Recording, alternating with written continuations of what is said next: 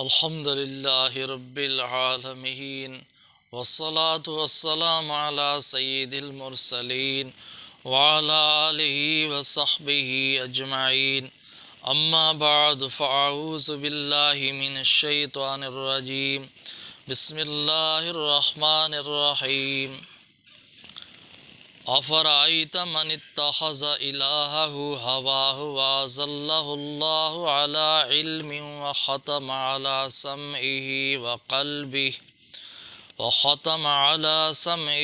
وقلبه وجعل على بصره غشاوة فمن يهديه من بعد الله أفلا تذكرون صدق الله العظيم وصدق رسوله النبي الكريم ونحن على ذلك من الشاهدين والشاكرين والحمد لله رب العالمين اللهم صل على محمد النبي الأمي وعلى آله وصحبه وبارك وسلم۔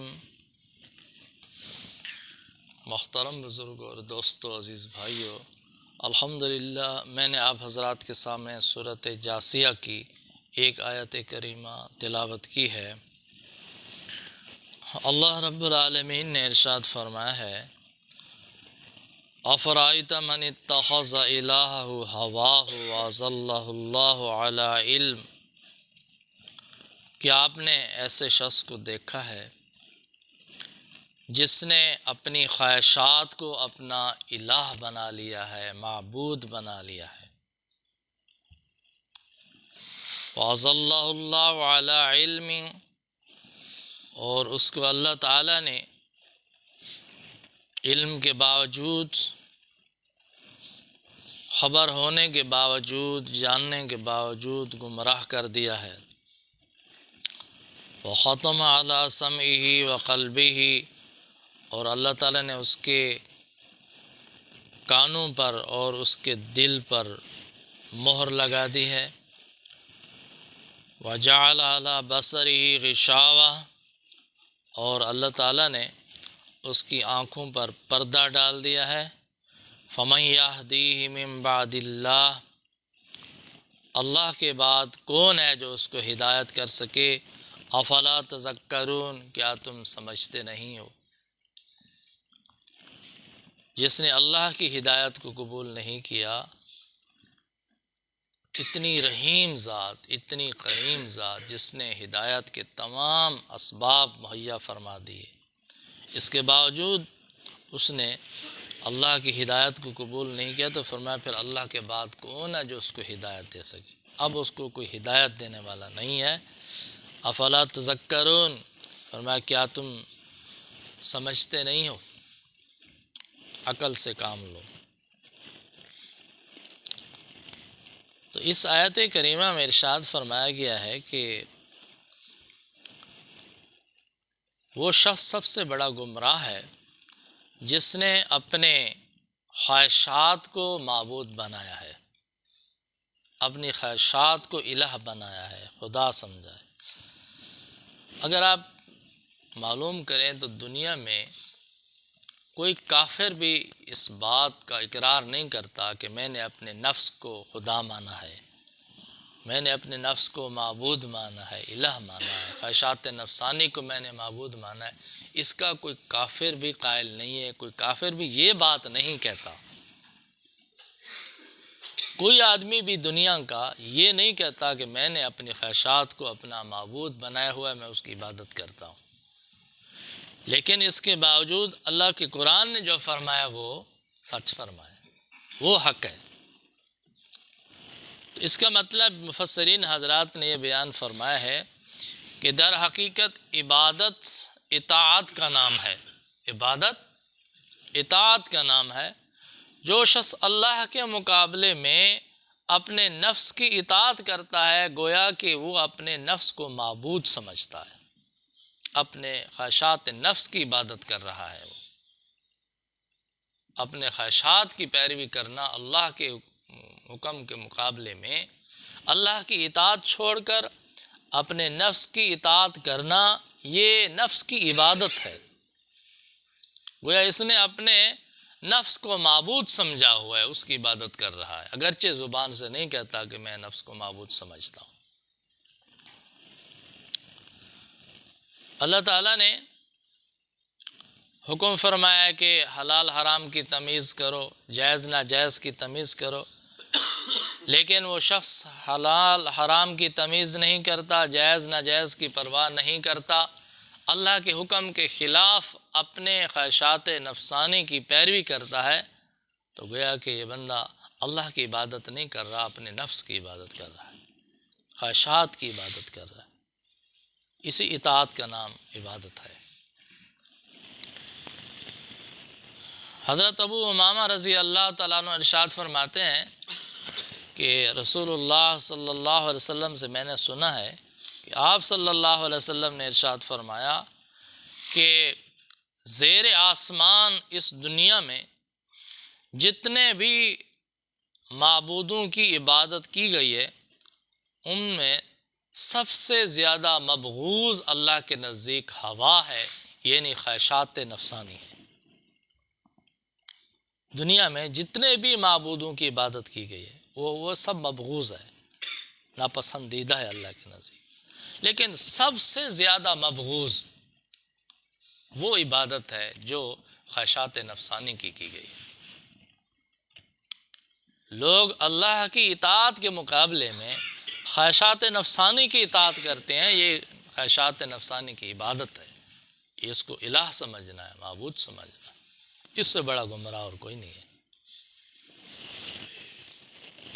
اسی طرح ایک اور حدیث پاک میں آتا ہے، حضرت شداد بن اوس رضی اللہ تعالیٰ ارشاد فرماتے ہیں کہ رسول اللہ صلی اللہ علیہ وسلم نے ارشاد فرمایا کہ دانشمند آدمی وہ ہے جو نفس کو اپنے قابو میں رکھے اور خواہشات نفسانی کی پیروی نہ کرے اور ما بعد الموت کے واسطے نیک عمل کرے، آخرت کے لیے نیک عمل کرے۔ اور فاجر آدمی وہ ہے جو اپنے نفس کو خواہشات کے پیچھے چھوڑ دے، نفس کو قابو نہ کرے، اپنے نفس کو خواہشات کے پیچھے چھوڑ دے اور یعنی خواہشات نفس کی اتباع کرے، اس کے باوجود اللہ تعالیٰ سے آخرت کی بھلائی کی تمنا کرتا رہے، یہ فاجر آدمی۔ اللہ کی اطاعت کے مقابلے میں اپنے خواہشات نفسانی کی پیروی کر رہا ہے اور تمنا یہ کرتا ہے کہ آخرت میں مجھے بھلائی ملے گی، یہ بہت بڑا فاجر آدمی ہے۔ اور اسی طرح حضرت سہل بن عبداللہ تستری رحمۃ اللہ علیہ فرماتے ہیں کہ تمہاری بیماری تمہاری خواہشات نفسانی ہیں، یہ اصل بیماری ہے، تمہاری بیماری تمہاری خواہشات نفسانی ہے۔ ہاں اگر تم ان کے خلاف کرو، خواہشات نفسانی کی اتباع نہ کرو، ان کے خلاف عمل کرو، تو پھر یہی بیماری تمہاری دوا ہے، یہی بیماری تمہارا علاج ہے۔ تو اس لیے میرے بھائی دوستو، یہ بات بہت قابل غور ہے کہ ہم لوگ اللہ کے حکم کے مقابلے میں، اللہ کی اطاعت کے مقابلے میں کس کی اطاعت کر رہے ہیں؟ نفس کی خواہشات نفسانی کی پیروی کر رہے ہیں اور ہم سمجھ رہے ہیں کہ آخرت میں ہمیں بہت بڑے بڑے انعام ملیں گے۔ فرمایا کہ عقل مند آدمی تو وہ ہے جو آدمی اپنے نفس کو قابو میں رکھے، خواہشات نفسانی کی پیروی نہ کرے، بلکہ اللہ کی اطاعت اختیار کرے، اللہ کے رسول صلی اللہ علیہ وسلم کی اطاعت اختیار کرے۔ فرمایا کہ یہ دراصل کامیاب انسان ہے، عقل مند انسان ہے۔ خواہشات نفسانی ایک ایسی چیز ہے کہ یہ کبھی پوری نہیں ہوتی، ان کا سلسلہ لامحدود ہے، خواہشات نفسانی کا سلسلہ لامحدود سلسلہ ہے۔ ایک خواہش پوری کر لی تو دو اور پیدا ہو جائیں گی، دو پوری کی تو چار اور پیدا ہو جائیں گی۔ دنیا میں آج تک کوئی ایسا انسان نہیں گزرا جو دعویٰ کر سکے کہ میں نے اپنی تمام خواہشات پوری کر لی ہیں۔ پھر اگر نفس کی اصلاح نہیں ہوئی تو پھر سب سے بڑا گمراہ کرنے والا یہ نفس ہے۔ خواہشات نفسانی ہیں۔ دیکھو ساری دنیا کے انسانوں کو شیطان گمراہ کرتا ہے، سب سے بڑا گمراہ کرنے والا شیطان ہے، لیکن شیطان کو کس نے گمراہ کیا؟ شیطان کو کس نے بھٹکایا؟ شیطان کو نفس نے گمراہ کیا، خواہشات نفسانی نے بھٹکا دیا۔ تو معلوم ہوا کہ نفس سے بڑا دشمن، شیطان سے بڑا دشمن نفس ہے انسان کا۔ انسان کے دو بہت بڑے دشمن ہیں، ازلی دشمن ہیں، ایک شیطان اور دوسرا نفس۔ تو آج کل شیطان کے بارے میں بھی ماشاءاللہ کافی لوگ سمجھتے ہیں کہ یہ ہمارا دشمن ہے، یہ ہمیں گمراہ کرنے والا ہے، ہمیں نقصان پہنچانے والا ہے، کچھ نہ کچھ فکر کوشش کرتے ہیں، لیکن شیطان سے بھی جو بڑا دشمن ہے نا نفس، اس کی فکر نہیں کر رہے۔ یہ ہر انسان کے اندر موجود ہے اور انسان کو ہر وقت گمراہ کرنے کی کوشش کرتا ہے، بھٹکانے کی کوشش کرتا ہے، اپنی اطاعت میں لانے کی کوشش کرتا ہے۔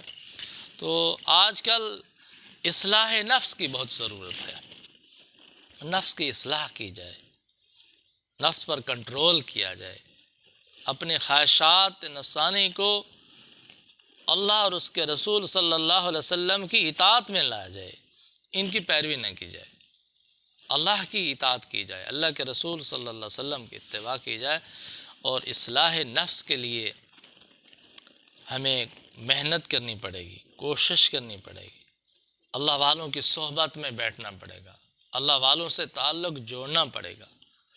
یہ جو اللہ والے ہوتے ہیں، ولی اللہ حضرات ہوتے ہیں، مشائخ اعظام حضرات ہوتے ہیں، یہ ماہر ہوتے ہیں اصلاح نفس کے، یہ سمجھتے ہیں نفس کی کارروائیوں کو، نفس کی چال بازیوں کو، نفس کی شرارتوں کو۔ یہ مشائخ اعظام اچھی طرح جانتے ہیں یہ اب کس طرح گمراہ کرتے ہیں، کس طرح بھٹکاتے ہیں، کس طرح انسان کو اپنا تابع بناتے ہیں۔ جب اللہ والوں سے تعلق ہو اور آدمی اللہ والوں کی صحبت میں بیٹھے تو اصلاح نفس ہوتا ہے۔ اگر اصلاح نفس ہو جائے تو پھر آپ کو نفس گمراہ نہیں کر سکتا۔ تو اس لیے فرمایا کہ بہت خطرناک بات ہے کہ جو شخص خواہشات نفسانیوں کو اپنا معبود بنا لے، یہ سب سے بڑا گمراہ ہے۔ تو دعا ہے کہ اللہ تعالیٰ ہم سب کو قرآن کریم کی ان ہدایات پر عمل کرنے کی توفیق عطا فرمائے۔ وآخر دعوانا ان الحمد للہ رب العالمین۔